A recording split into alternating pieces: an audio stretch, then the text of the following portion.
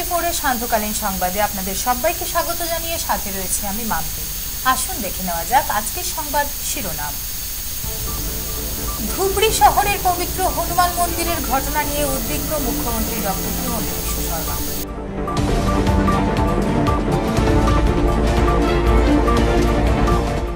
শিলচরে চিকিৎসকের অবহেলায় ভোগান্তির শিকার বর্ষিয়ান রোগী ও তার পরিবার।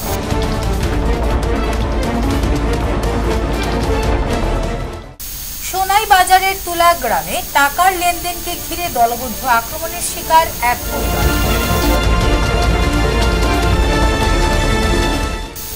শিলচরে ধামাই মহোৎসবের ঘোষণা করায় মন্ত্রী কৌশিক রায়কে কৃতজ্ঞতা জানালো সম্মিলিত লোকমঞ্চ। এবারে সংবাদ বিস্তারিত। ধুবড়ী শহরের পবিত্র হনুমান মন্দিরের ঘটনা নিয়ে উদ্বিগ্ন মুখ্যমন্ত্রী ডক্টর হিমন্ত বিশ্ব শর্মা।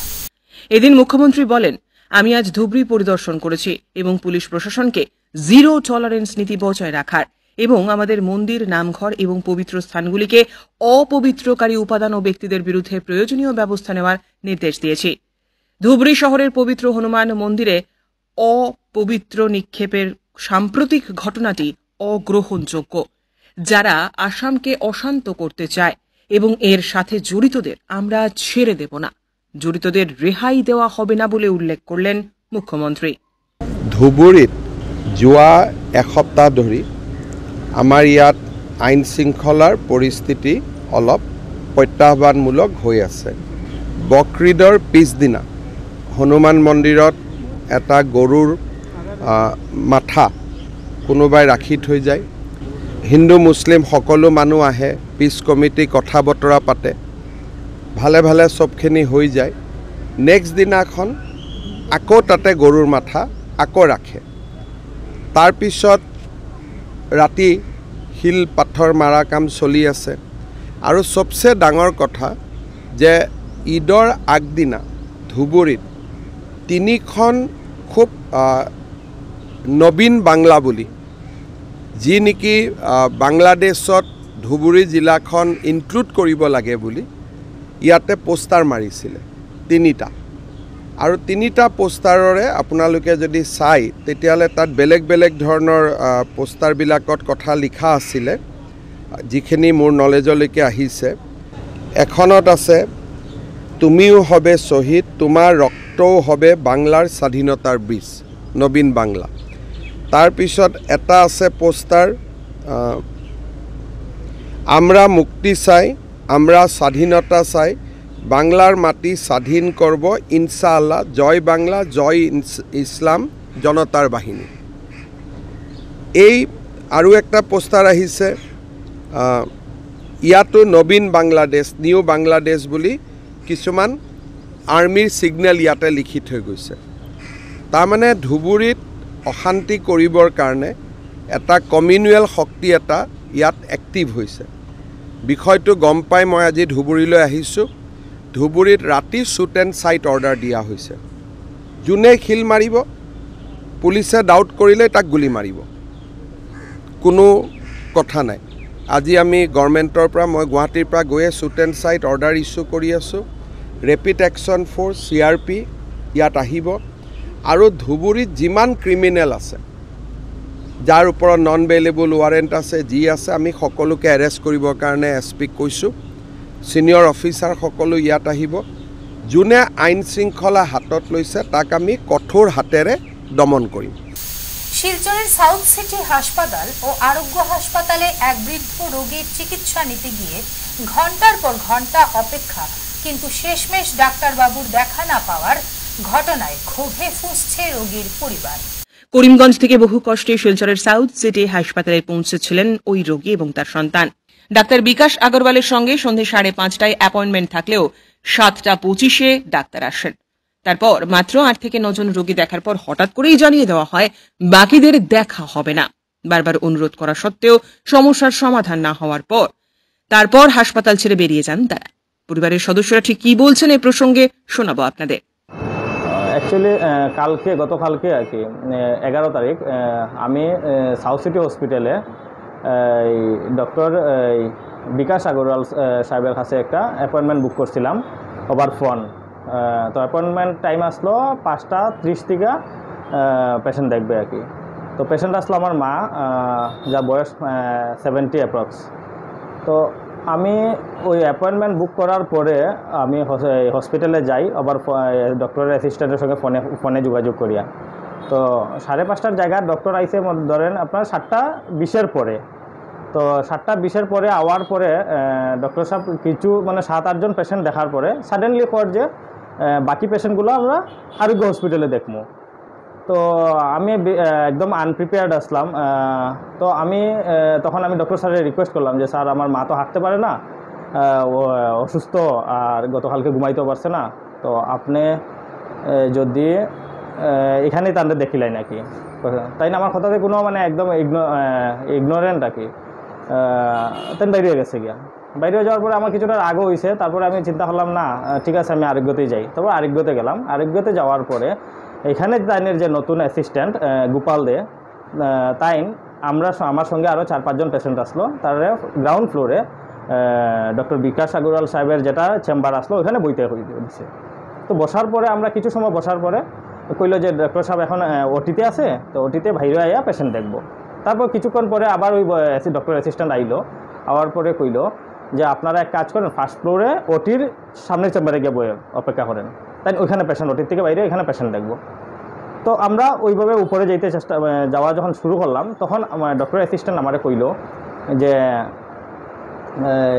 আপনারা তো নতুন, ফার্স্ট টাইম আইসেন, এক কাজ করেন যেখানে যেখানে পেইন আছে ওই জায়গাটা এক্সরেটা করাই দেন, কারণ তখন সময়টা সেভ হবে। কারণ ডক্টর সাহেব দেখার পরে তো আপনার ওই এক্সরে করতেই দিব। তো আমি ভাবলাম হ্যাঁ ঠিকই আছে, রাত্র অনেক হয়ে গেছে, তো এক্সরেটা করাই নিই। তো আমরা অ্যাকর্ডিংলি এক্সরেটা করাই নিছি। করাই আমরা উপরে গেলাম। উপরে যাওয়ার পরে আমরা ডক্টর অপেক্ষা করতে থাকলাম। আমি তখন অ্যাসিস্ট্যান্টে জিগাইলাম যে স্যার কখন বাইরিব। তো তাই কইল যে ওটি শেষ করে বাইরিব। তো এইভাবে মোটামুটি ধরেন 10টা 10:30 বাজি গেছে। তো তারপরে কইল যে না ডক্টর সাহেব উপরে গেছে, 3rd ফ্লোরে গেছে। 3rd ফ্লোরে গেছে। তো আমি ভাবলাম ঠিক আছে অপেক্ষা করি। তো 3rd ফ্লোর থেকে প্রায় 11টার সময় তাই নামছে। নামার পরে আবার তাই ওটি চেম্বারের দিকে গেছে। যাওয়ার পরে আমি কইলাম যে স্যার তো আবার ভিতরে গেছে। তো কইলো না এখন বাইরে হইব, ড্রেস চেঞ্জ করতে হয়তো গেছে, একটু অপেক্ষা করো দেখবো। তো এটা করতে করতে তখন 11:30 বাজে গেছে। আমি আবার নক করলাম ওটি চেম্বারে। ওটি চেম্বার থেকে একজন সিস্টার আইলো। সিস্টারে কী করলো যে কইলো না স্যার তো আবার ড্রেস করিয়া গ্লোভস লাগাই লেছে আপনার ইয়েতে ওটিতে ঢুকছে, সময় লাগবে। তাই কইলাম আরে আপনি একটু আলাপ করেন একবার দিকে। তো তাই ভিতরে গেছে। ইন দ্য মিন টাইম একজন আইছে টেকনিশিয়ান। তো কইলো যে মিনিমাম 45 মিনিটস লাগবে। তো তখন বাজে 11:30। 45 মিনিটস যদি ওটিতে লাগে তো আমার বসবো 12:15। তারপর আনসার্টেন, তারা একদম 100% অ্যাসুরেন্স দিতে পারেন না। তো ওই কন্ডিশনে আমি মানে মারে নিয়ে আমি আমার আয়া পড়ছি। তো প্রথম কথা হলো আমার কোয়েশ্চন এখানে যে সাউথ সিটি হসপিটালে আমার যদি ডক্টরের সঙ্গে কোঅর্ডিনেশন করিয়া যদি বুক করিয়া থাকে, তাহলে ডক্টর এখানে পেশেন্ট দেখলো না। এখানে আমি তো করিমগঞ্জ থেকে আইসি, এত কিলোমিটার দূর থেকে। তো আমার যখন একটা হসপিটাল থেকে আরেকটা হসপিটালে মুভমেন্ট করতে অ্যাডিশনাল এক্সপেন্ডিচার আসে। আমি তো আনপ্রিপেয়ার্ড আসলাম। তারপরে এখানে আমি করিমগঞ্জ আবার রিটার্ন করতে লাগে এই এত রাত্রেবেলা। তো সাউথ সিটি কর্তৃপক্ষ যে মানে তারা মানে যারা রিসিপশন আসলো তারা আমি জিজ্ঞেস করলাম যে স্যারে এরম হলো, যেমন স্যারে যদি না করছে তো আমরা এখানে কিছু করার নাই। তো তারা যদি কিছু করার নাই তাহলে তো কভার ফোনে বুক করতে লাগছিল না, বা ডক্টরে যদি তারা কইছিল টাইম দিছিল তাইলে সাউথ সিটিতে দেখতে লাগছিল, বা ওইটা না করিয়া তাই আমরা একবার সাউথ সিটি একবার আরোগ্য এইভাবে একটা ওল্ড এজ পেশেন্টরে ঘুরানোটা মানে আমার লাইফের মানে সবচেয়ে ব্যাড এক্সপিরিয়েন্স। আমি মানে 17 ইয়ার্স প্লাস মানে ডক্টরের সঙ্গে মানে বিভিন্ন জায়গায় ডক্টরের সঙ্গে আমি কনসাল্ট করছি বা পেশেন্ট দেখাইছি। তো ওইরকম এক্সপিরিয়েন্স আমার আর হয়েছে না আর কি। তো ওইটার লাগে আমি দেখেন এটা আমি মানে কোনো কমপ্লেন দিলাম না, বাট আমার একটা গ্রিভিয়েন্স আমি তার মানে আমার যাতে ওই হসপিটাল অথরিটির কাছে পৌঁছায় এবং ডক্টর সাহেবের কাছে পৌঁছায়, তাই যাতে ওই নেক্সট টাইম যাতে কোনো পেশেন্টের লগে ওই ধরনের কিছু না করে আর কি। টাকার লেনদেনকে ঘিরে দলবদ্ধ আক্রমণের শিকার হলো এক পরিবার। এ নিয়ে সোনাই থানায় 5 জনকে অভিযুক্ত করে মামলা দায়ের করা হয়েছে। ইতিমধ্যে পুলিশ তদন্তে নেমে অভিযান চালিয়ে যাচ্ছে বলে জানা গেছে। বুধবার বিকেলে ঘটনার বিস্তারিত তুলে ধরে ন্যায় বিচারের দাবি জানান সোনাই বাজারের তুলাগ্রাম প্রথম খণ্ডের বাসিন্দা তথা দলবদ্ধ আক্রমণে জখম হওয়া ব্যক্তি আফজল হোসেন লস্কর এবং তার স্ত্রী, তার ছোট ভাই ইত্যাদি। আফজল জানান, গত 9 জুন সকাল 10:30টার সময় টাকার লেনদেনের সূত্রপাত নিয়ে বড় ভাইয়ের সঙ্গে লাঠি এবং অস্ত্র নিয়ে তার উপর প্রাণঘাতী হামলা চালানো হয়। এতে তার স্ত্রী এবং ছোট ভাই ছুটে এলে তাদেরকেও আক্রমণের শিকার হতে হয়। এই ঘটনার সুবিচার চেয়ে সোনাই থানার বড় ভাই সবজেল হোসেন লস্কর এবং তার দলের অন্যান্য সদস্যরা তাদের বিরুদ্ধে মামলা দায়ের করেছে। ভাই আলির মাঠে আমরা টাকা পয়সার ব্যাপার, হ্যাঁ, এখন মাঠে আমার বড় ভাইয়ে আমার বউনা বাইকনাইন আনছেন, ভাই খবর দিয়া আনিয়া ওলা আল্লাহ আমারও মারছন আর আমার বেটিরও মারছন। আমার বেটিরে দাদি সেত মারছন আর রোড দি 3-4টা বাড়ি মারছন, 4-5টা বাড়ি মারছন, খুব জোরে বাড়ি মারছন। এই সাহায্যটা আমি চাই থানার কাছে। মনিয়া মারছে সবজেল হোসেন লস্কর আর সমিতা বেগম লস্কর আর সামিনুল মিয়া লস্কর। তারা আমার বেটিকে তারা বেহন মারি মারছেন, বেতারা মারি মারছেন। বর্তমান মাথা ফাটা, হ্যাঁ, বর্তমান আমার 4টা চুলাই আছে মাথা মুখো, হ্যাঁ, লগে আমার বেটির 8টা চুলাই আছে মাথা, হ্যাঁ। আমি নিরু ভাই এবং একটা সাহায্য চাই পুলিশের কাছে, হ্যাঁ, পুলিশের কাছে আমরা সাহায্য চাই। আমরা নির্ভয় মানুষ, অফিসারে আমরা সাহায্য করতাম। আফজালের স্ত্রী রোশনা বেগম জানান, তাদের ঘরে কোনো ছেলে সন্তান নেই, তাই কোনো কথার সূত্রপাত ধরলেই তাদের ওপর আক্রমণ করা হয়। এর আগেও প্রাণে মারার চেষ্টা করা হয়েছে। এরপর বাড়ির জমিগুলি হড়পে নেওয়ার জন্য তাদের ওপর নিয়মিত শারীরিক নির্যাতন চালানো হয় বলেও অভিযোগ করেন তিনি। এখানেই না থেমে ফের একবার প্রাণে মেরে দেওয়ার হুমকি দেওয়া হচ্ছে তাদেরকে। এতেই উদ্বিগ্ন গোটা পরিবার। বর্তমানে তারা নিরাপত্তাহীনতায় ভুগছেন। তাদের নিরাপত্তা দিতে জেলার পুলিশ সুপারের কাছে কাতর আর্জি জানালেন ওই গৃহবধূ। আমরা বাড়ির একটা ঘটনা হয়েছে, আপনার বাড়ি শুনাই তুলার গাম পাটুয়ানো, তারা বাইয়ে টাকা পয়সা লইয়া লেনা দেনা করছেন, তারা বাইয়ে ঝগড়া করিয়া তারা ঝগড়া করিয়া তারা বনির বাড়িত এক বাই গেছেন। এর আগে 2 মাস আগে একবার ঝগড়া হয়েছে, তারা বাইয়ে মায়ের করছেন পর্যন্ত। আমি তো বাইয়ে দরকার কিচ্ছুত নাই, কিন্তু এখন তারা বইনে আর বাইয়ে সারাই মিল দিয়া মনির বউ, মনির মা, মইবালির বউ আর মইবালির শানু মিনু, তারারে গিয়া জাকিরিয়ে তারা বাড়ির থেকে খবর আনতে গিয়া। শিলচরে আগামী নভেম্বর-ডিসেম্বরে আয়োজিত হতে চলেছে বাঙালির প্রাণের উৎসব ধামাইল মহোৎসব। বুধবার শিলচরে বরাক উপত্যকা উন্নয়ন বিভাগের মন্ত্রী কৌশিক রায়ের এই ঘোষণায় রীতিমতো উৎফুল্লিত বরাক উপত্যকার একমাত্র লোকচর্চা বিষয়ক সংগঠন সম্মিলিত লোকমঞ্চ শিলচর। লোক সংস্কৃতির প্রচার এবং প্রসার সহ ধামাইলকে আন্তর্জাতিক স্বীকৃতির দাবিতে কাজ করে যাচ্ছে সম্মিলিত লোকমঞ্চ শিলচর। আর স্বাভাবিক অর্থেই মন্ত্রী কৌশিক রায়ের বৃহৎ এই ঘোষণায় সংস্থার কর্মকর্তাদের মধ্যে খুশির ঠিকানা নেই। সংস্থার সভাপতি থেকে শুরু করে প্রতিজন সদস্য মন্ত্রী কৌশিক রায়ের এই উদ্যোগকে সাধুবাদ জানিয়েছেন।